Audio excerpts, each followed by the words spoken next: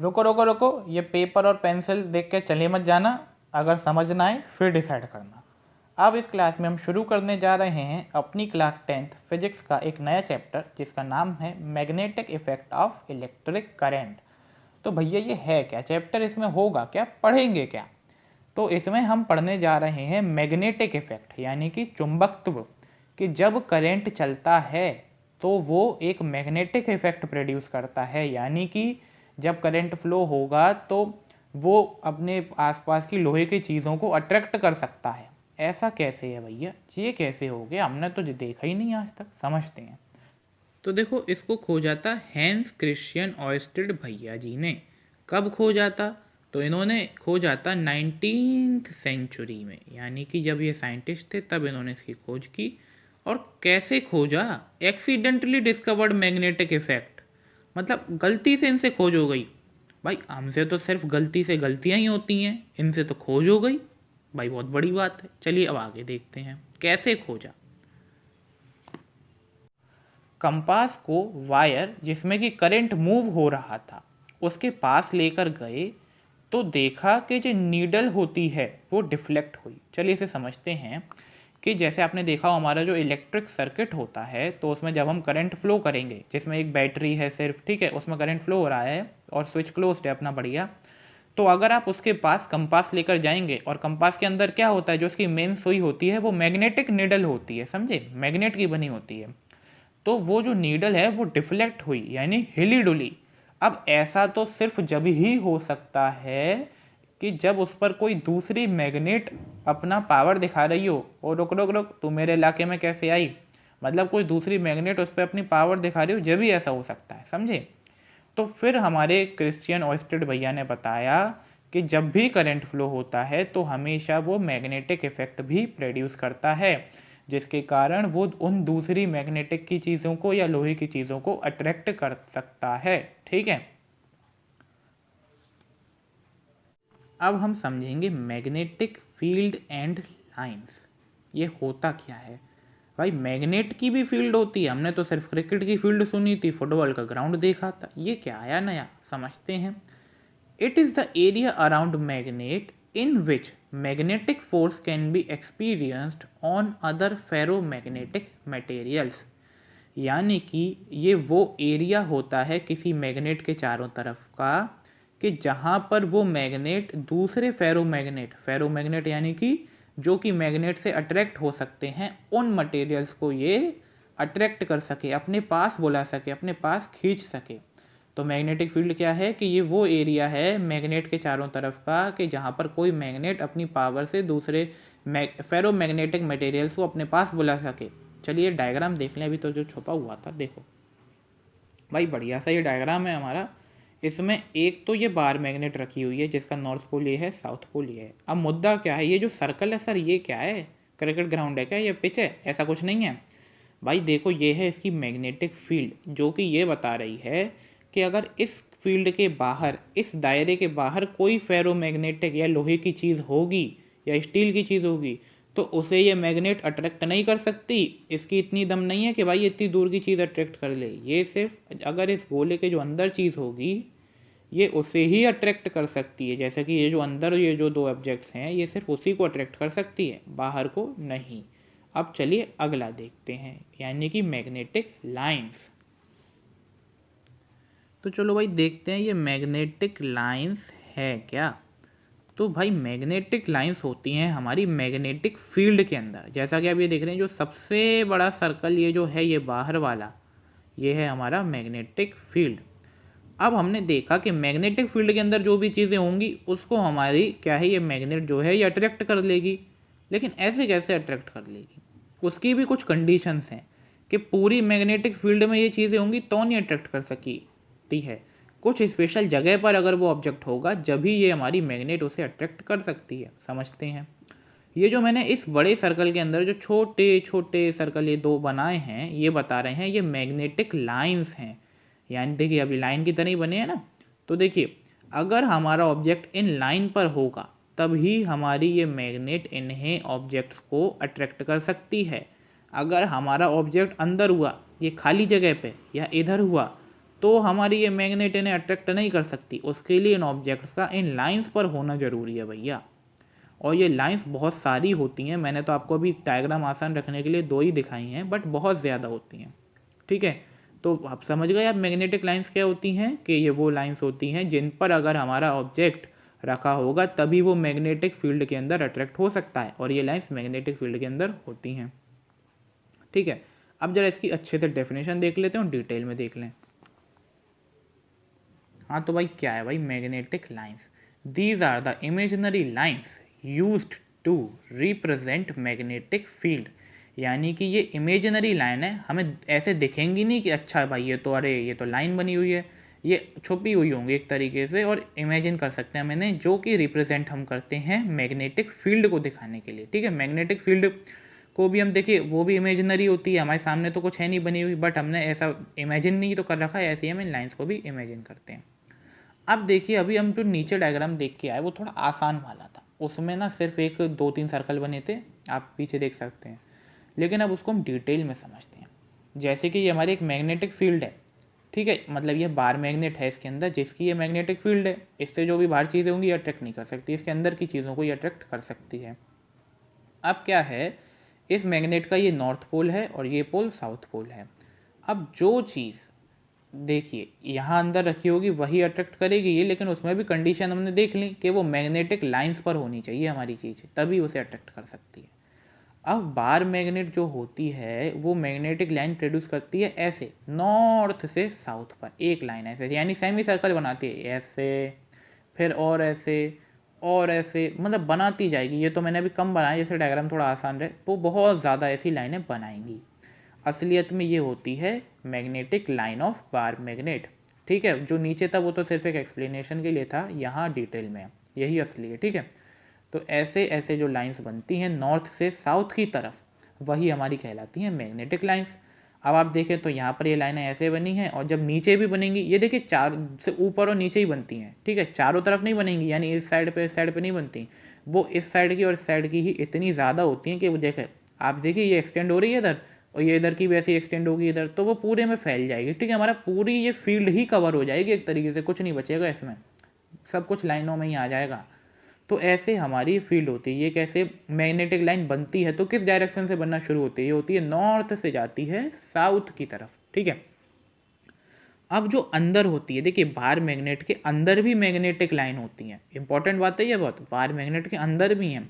तो आप देखिए जब कोई चीज़ ऐसे गई है तो वो ऐसे ही तो अंदर आएगी यूँ, तो बार मैग्नेट के अंदर वो इस डायरेक्शन में अंदर आती है। मैंने लाइन यहाँ शो भी करी है डायरेक्शन के साथ, तो आप देख सकते हैं। फिर हम नीचे से देखें तो नीचे से भाई वो नॉर्थ इधर है साउथ इधर है, तो वो यूँ जा रही है। अब फिर जब अंदर आएगी तो यूँ आएगी, तो ये डायरेक्शन सेम है। ठीक है, यहाँ पर ये लाइंस अपने ऐसे आती हैं अंदर। ठीक है, यही होती है बस हमारी मैग्नेटिक लाइंस। अब इन पर जो चीज़ होगी तो वो अट्रैक्ट हो जाएगी। यहाँ देखिए आप इस फिगर में, तो जब हम मैग्नेटिक कंपास को इस पॉइंट पे रखेंगे ना, तो उसकी नीडल थोड़ी सी इधर झुकेगी इस साइड पे, फिर जब और जाएंगे तो थोड़ी और झुकेगी, फिर इधर जाएंगे तो और झुकेगी, और ऐसे ऐसे जितना हम इसके पास आते जाएंगे उतना ही हमारी नीडल इस साइड में झुकती जाएगी। ठीक है, पहले एकदम सीधी होगी, फिर इधर फिर इधर फिर इधर फिर इधर एकदम नीचे होती जाएगी, जैसे जैसे हम नॉर्थ से साउथ पे आते जाएंगे। ठीक, अब इनकी प्रॉपर्टीज़ देखते हैं क्या है। They are curved lines, curved जैसा कि आप देख सकते हैं कर्व है बिल्कुल। ठीक है, they never intersect each other, यानी कभी भी एक मैग्नेटिक लाइन दूसरी मैग्नेटिक लाइन को काटेगी नहीं, इंटरसेक्ट नहीं करेगी। भाई ये बहुत इंपॉर्टेंट चीज़ है, ऐसा क्यों है सर, इंटरसेक्ट क्यों नहीं कर सकती लाइन? कर ले, जब इतनी ज़्यादा है तो करनी चाहिए। नहीं, ऐसा नहीं होता, उसे समझते हैं, चलिए।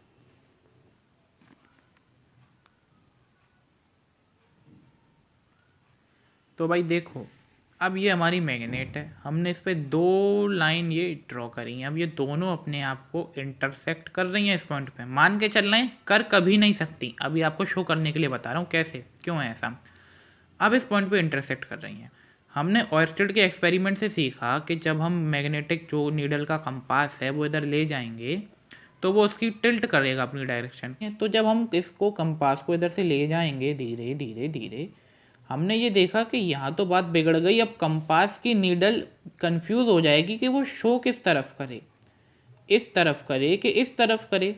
भाई अब उसे तो अपनी लाइन के डायरेक्शन में अपनी घुमाना होता है अपने आप को, ठीक है, नीडल को, तो वो कंफ्यूज हो जाएगी कि अब वो इधर तरह आई कंपास, अब ऐसे वो नीडल थी मान के चलिए, अब वो कंफ्यूज हो गई, ऐसे थी नीडल, ठीक है, अब वो कंफ्यूज हो गई कि वो इधर जाए किधर जाए भैया।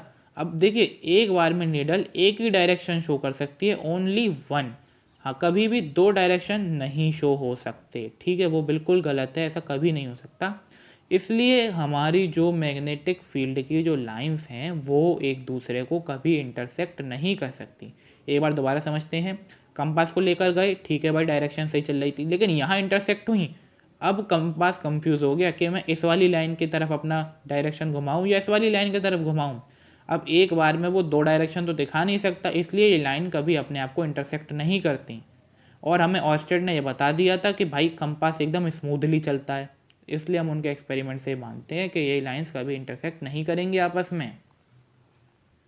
ठीक है, तो उम्मीद करता हूँ आपको ये समझ आया होगा कि मैग्नेटिक लाइंस एक दूसरे को कभी इंटरसेक्ट क्यों नहीं करती। अगर नहीं समझ आए तो बस आप इस छोटे से पार्ट को एक बार दोबारा देख लीजिएगा, आपको एकदम आ जाएगा, ठीक है। अब जरा और प्रॉपर्टीज़ की तरफ चलें, तो वो है हमारा मैक्सिमम क्राउड एट पोल्स। इसका मतलब क्या, आप देखिए ये पोल हैं दोनों, ये और ये। अब यहाँ पे कितनी भीड़ भाड़ है, मतलब यहाँ पे सबसे ज़्यादा पावर होगी क्योंकि सबसे ज़्यादा लाइनें हैं भाई, जो भी चीज़ है यहाँ तो एकदम आके चिपक जाएगी, ठीक है। अब ये क्या दे रखा है, डायरेक्शन इसकी दे रखी है नॉर्थ से साउथ, यानी हमने बताया ना अभी आपको कि ये नॉर्थ से यूँ साउथ की तरफ जाती है, ठीक है। ये एक कन्वेंशन है। देखिए हमारे भारत में कन्वेंशन बहुत हैं, कन्वेंशन यानी कि मान्यता, जैसे कि भारत में ही नहीं, सॉरी, बल्कि सभी कंट्रीज़ में ही है कि उन्होंने माना कि करंट एक पॉजिटिव एंटिटी है, तो उन्होंने मान लिया कि करंट ऐसे फ्लो होता है जबकि इलेक्ट्रॉन्स के अपोजिट है, तो ऐसे इसका भी माना गया है। अपोजिट अपोजिट कुछ नहीं है यहाँ, सिर्फ आप एक ही चीज़ दिमाग में रखिए कि नॉर्थ से साउथ की तरफ ये है, और यहाँ पे हमें कोई कॉन्ट्राडिक्शन में कुछ और नहीं दिया है, ठीक है, कन्फ्यूज मत होइएगा बस। उम्मीद करता हूँ अब आपको मैग्नेटिक फील्ड लाइंस और उनकी प्रॉपर्टीज़ भी समझ आ गई होंगी। एक बार रिकॉल कर लेते हैं, हमारी मैग्नेटिक लाइंस ये होती हैं, ठीक है, वो किस डायरेक्शन में जाती हैं, नॉर्थ से साउथ की तरफ जाती हैं, कैसे, कर्व लाइंस होती हैं, ठीक है। बाकी उनका मैक्सिमम क्राउड पोल्स पर होता है, और हमारा कभी भी एक दूसरे को इंटरसेक्ट नहीं करती, वो भी हमने देख लिया क्यों नहीं करती, ठीक है। और इसकी डेफिनेशन तो बहुत छोटी सी है, these are the imaginary lines used to represent magnetic field, बस इतना ही है। चलिए अब आगे चलते हैं। अब आगे आया है बार मैग्नेट। भाई बहुत सिंपल टॉपिक है, मतलब ये तो एकदम चूरन चटनी टॉपिक है, समझते हैं क्या है। ये बार मैग्नेट है, सबको पता है सर, पता है हमें भी, ठीक है। Properties, attract iron and steel. भाई ये तो बच्चे को भी पता होती है कि आयरन और स्टील को ही मैग्नेट अट्रैक्ट करती है। It has two poles, north and south. भाई ये भी हमें पता थी कि दो ही पोल होते हैं, नॉर्थ साउथ। फिर like poles repel unlike attract, यानी कि अब जब नॉर्थ के पास हम नॉर्थ ले जाएंगे तो वो कहाँ मिलेगा, एक दूसरे को रेपेल करेगा, हटेगा एक दूसरे से, और अगर नॉर्थ के पास साउथ को ले जाएंगे तो एक दूसरे में चिपक जाएंगे। तो ये भी हम छोटी क्लासेस से करते आ रहे हैं। और फिर क्या लिखा है, it is permanent magnet, don't lose magnetism until hammered. मतलब क्या है, ये परमानेंट, हमेशा सदा के लिए मैग्नेट है, जब तक हम इसे पीटेंगे नहीं। अरे वैसी पिटाई नहीं, अगर हम इसे हथौड़ी से ठोकेंगे नहीं ना, जब तक ये अपना मैग्नेटिज्म लूज नहीं करेगी, यानी कि जो अपनी तरफ अट्रैक्ट करने की क्षमता है उसको कभी कम नहीं होने देगी हमारी जो ये बार मैग्नेट है। कब करेगी ऐसा, कम हो जाएगा, कब कम हो जाएगा इसमें, जब हम इसे पीटेंगे या ठोकेंगे अपने लोहे की हथौड़ी से। अब भाई चलते हैं मैक्सवेल राइट हैंड रूल। मतलब ये रूल तो मुझे सबसे बढ़िया लगता है। मैं आपसे कहूँ असलियत में कि अगर वो तो आपका जन्म मैक्सवेल के इतने सालों बाद हुआ, अगर आप मैक्सवेल से पहले आए होते तो ये आप ही बना देते। सही बता रहा हूँ, कुछ नहीं है, देखिए समझते हैं। ये हमारा एक वायर है, ठीक है, जिसमें हमारा करंट यूं जा रहा है एकदम सीधे ऊपर की तरफ। तो इन्होंने बताया है मैक्सवेल ने कि जब करंट सीधे जाएगा ना, तो जो मैग्नेटिक फील्ड लाइंस की हम डायरेक्शन पढ़ के आ रहे हैं नॉर्थ साउथ वाली, ये अभी हम यहाँ कैसे पहचाने, कैसे हमारी फील्ड प्रोड्यूस होगी। तो जो मैग्नेटिक लाइन बनेंगी ऐसे ऐसे ऐसे अंदर अंदर, उनकी डायरेक्शन बनेगी ऐसे, यानी यहाँ से वो आना शुरू करेंगे और यहाँ पे आके फिर ऐसे ऐसे होगी उनकी डायरेक्शन। अब यानी कि आप देखें तो ये एंटी क्लॉकवाइज डायरेक्शन है, ठीक है, तो इसे एंटी क्लॉकवाइज डायरेक्शन में होगी जब हमारा करंट ऊपर जा रहा होगा। अब ये भाई मैक्सवेल ने कैसे बता दिया, नहीं मतलब ऐसे कैसे सर आपने बता दिया, चलिए इसे देखते हैं क्या था इसके पीछे का कारण।